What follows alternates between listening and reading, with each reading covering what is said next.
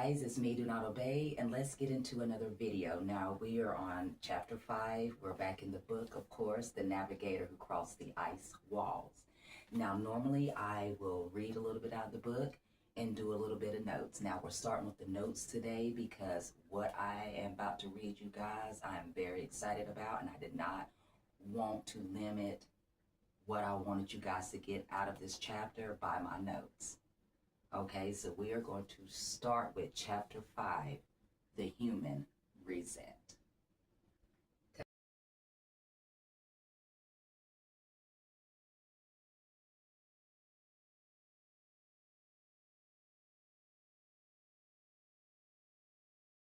It was a clear night with lights that went from east to west. It illuminated their way. They came upon a giant city, a silent city. At the port, Morris described what looked like a large modern city. They all went onto the deck. Less than 2 minutes, several agents dressed in similar uniform as the man that had approached them earlier respectively began to welcome them. They said, "Welcome to the ancestral lands." The men said they were happy that they had visited their lands and they could not believe they had crossed the wall, which is not impossible, one of the men said. Butler thanked on behalf of the boat. Morris had so many emotions going on in his head at the time. Morris stated that it was an honor to visit these lands. Before Morris could mention anything else, he was interrupted and was asked to follow one of the men to the president of the ancestral lands. Morris walks to a vehicle he had never seen before. He noticed that every corner of the city was illuminated by great lanterns, and that the city was very quiet, with no carriages, horses, or any type of vehicles he had seen in New York or any other big cities at that time. The people of the city's clothes were colorful as well.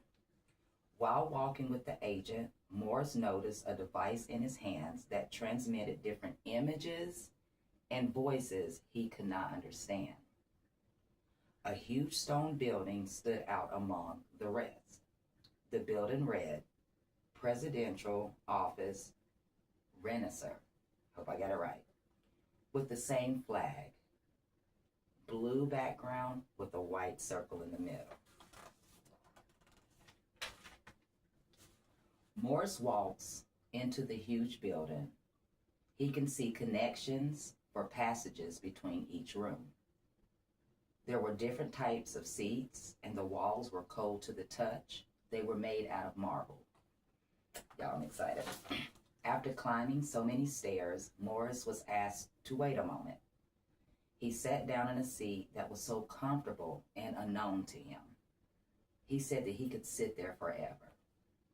A tall man with a mustache greets Morris, saying, "So you are William Morris from the United States." Morris replied, "That is correct." He shook Morris's hand and commented that he was sorry to receive him in one of the worst situations in their lands. Now, let me read this part because I want you guys to know. Right. Now, he says, "My name is Fahil. I am so sorry that you have arrived in these times we are going through. It would have been totally different for your visit, and our reception of your visit would be normal, but not in these situations. You will know how to understand now when I put it into context. I had so much confusion and questions that I could not say a single word." Now that's Morris. "You see, Mr. Morris, the situation is extreme, and there are moments of tension. This war was usually seen from afar, and now we are part of it. I should explain many points for you to understand. but I will have to be limited because I have many men sailing at this time and they need vulnerable information. Okay? Now, Morris nodded his head, pretending to understand. Fahil continues to tell Morris that they are the old humanity. They were not part of the last reset.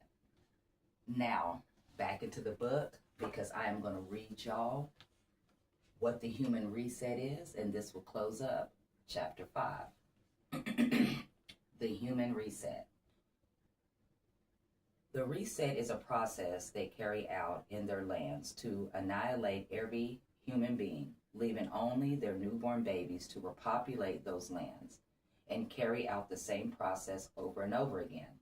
The reason for the reboot or reset, according to our information, is carried out when something gets out of control or those who rule on the other side of the ice wall.